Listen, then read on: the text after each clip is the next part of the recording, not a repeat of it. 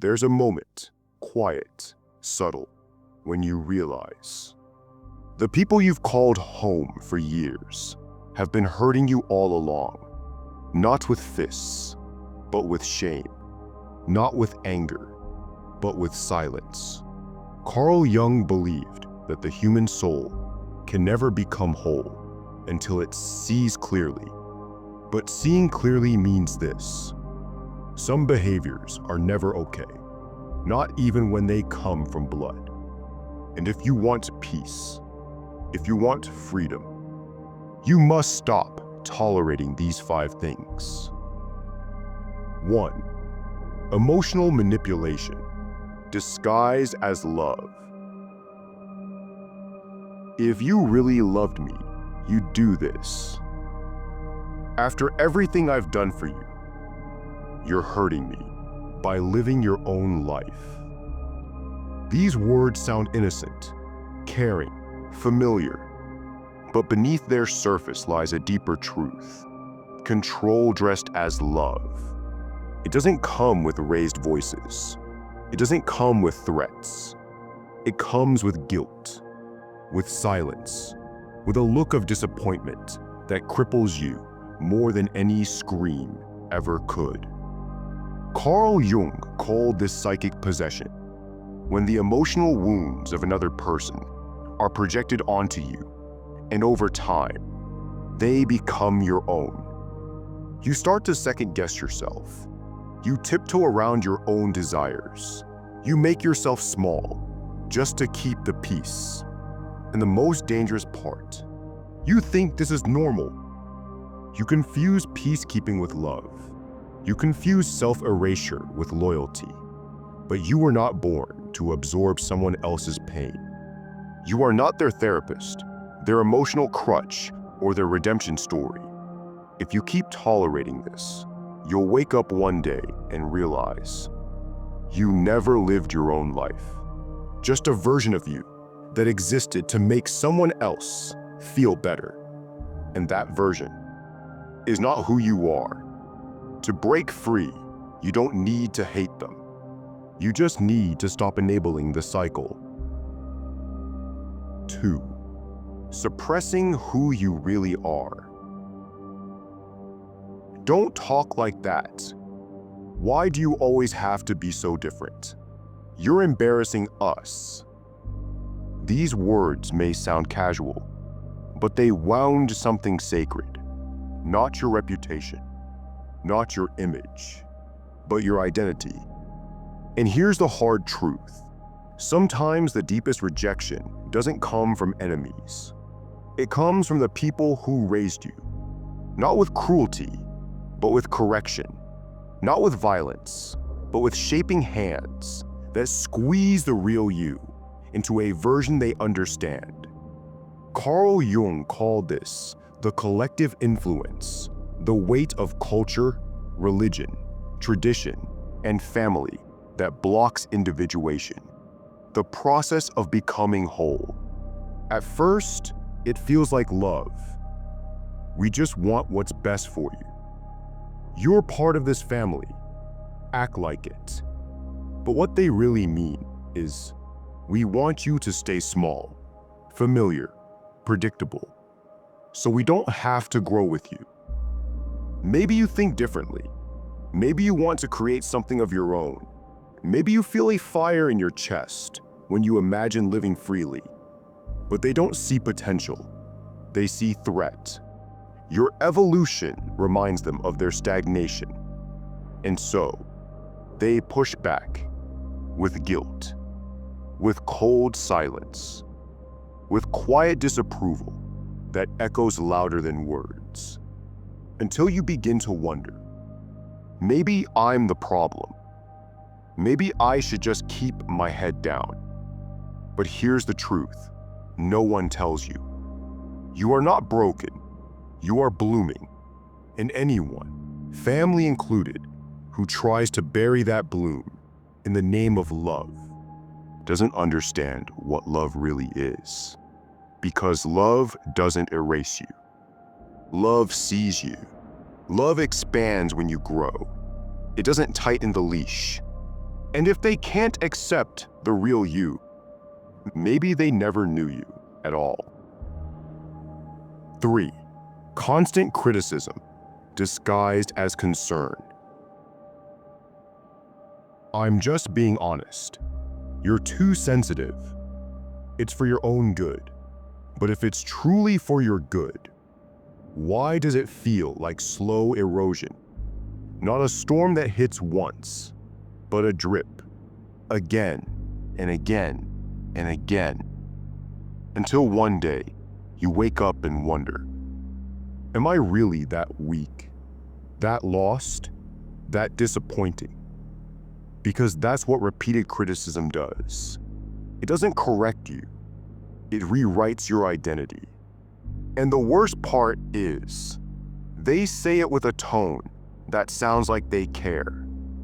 Carl Jung warned us about the shadow self, the dark, unacknowledged parts of the psyche that people refuse to face. And when someone hasn't confronted their own failures, their own fears, their own powerlessness, they look for someone to carry it for them. That someone is often you. They project their shadow onto you and call it truth. You're not capable. You're always messing things up. But what they're really saying is, I couldn't do it. I never tried. I gave up. And instead of healing, they pass down their wound like a family tradition. They might not even realize they're doing it, but that doesn't make it any less harmful. If you're not aware, their voice becomes your mirror. And eventually, you stop dreaming. You stop taking risks. You become the version of yourself that makes them comfortable, small, silent, apologetic. But here's what you must remember. You are not obligated to accept someone else's shadow as your truth. You can stop internalizing their fears.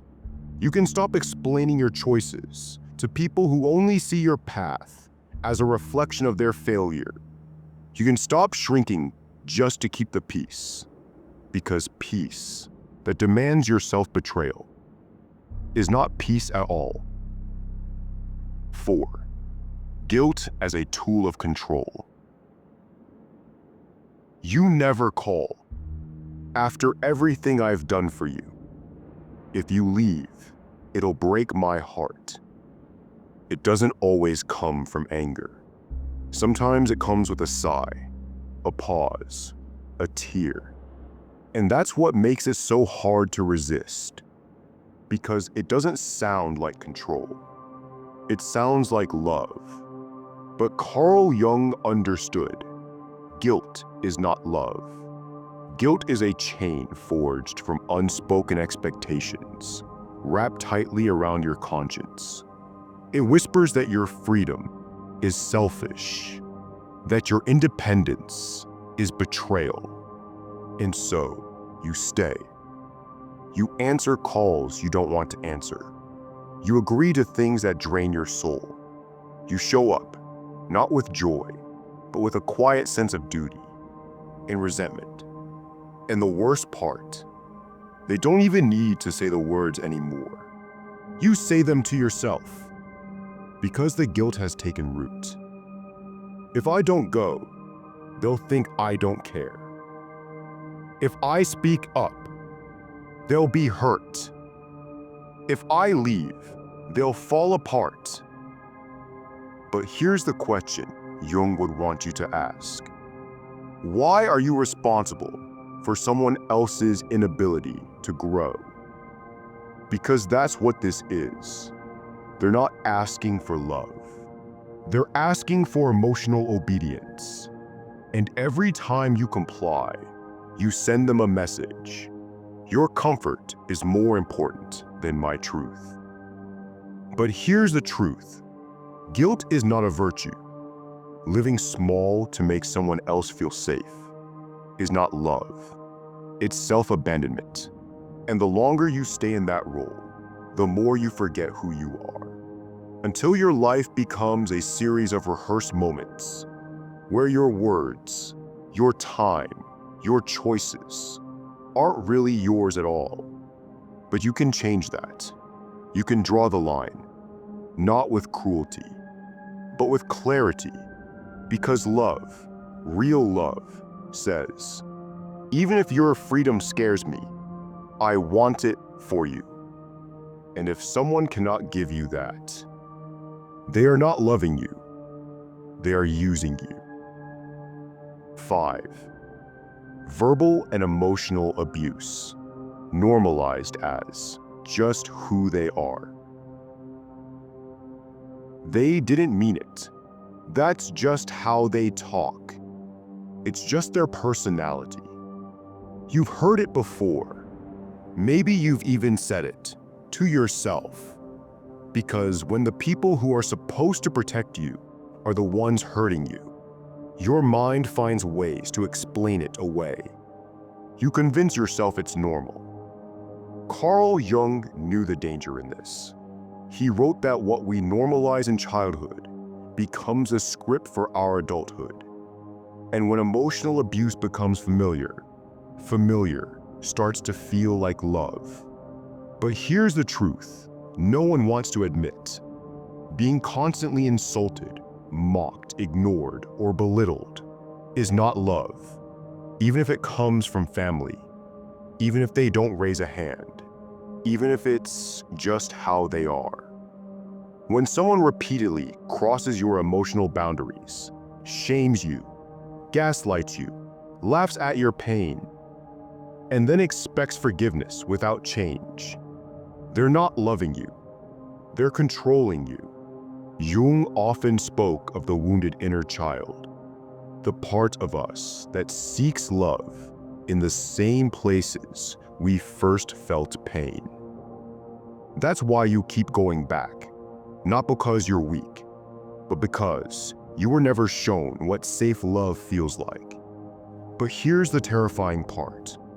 The longer you stay in these patterns, the more likely you are to believe you deserve them, that this is love, that this is family. But Jung would tell you something else. He would say the most courageous act isn't to endure more suffering, is to break the cycle, to say, I see what this is. I will not inherit this pain, and I will not pass it on. Even if it's family, even if they never understand, because your peace is not a betrayal, it's a beginning. So here's your permission to stop shrinking, to stop apologizing, to stop tolerating what is not love. You were not born to live in the shadows of someone else's comfort. You were born to become whole. Carl Jung reminds us, the most terrifying act is to accept yourself completely. But that's also where healing begins. Not in fixing others, not in chasing apologies that may never come, but in saying, I deserve better, even if no one ever told me that. Because respect, safety, and peace are not negotiable, not anymore. If you enjoyed this video, hit the like button, share your thoughts in the comments, and subscribe to our channel for more Stoic wisdom. See you in the next video.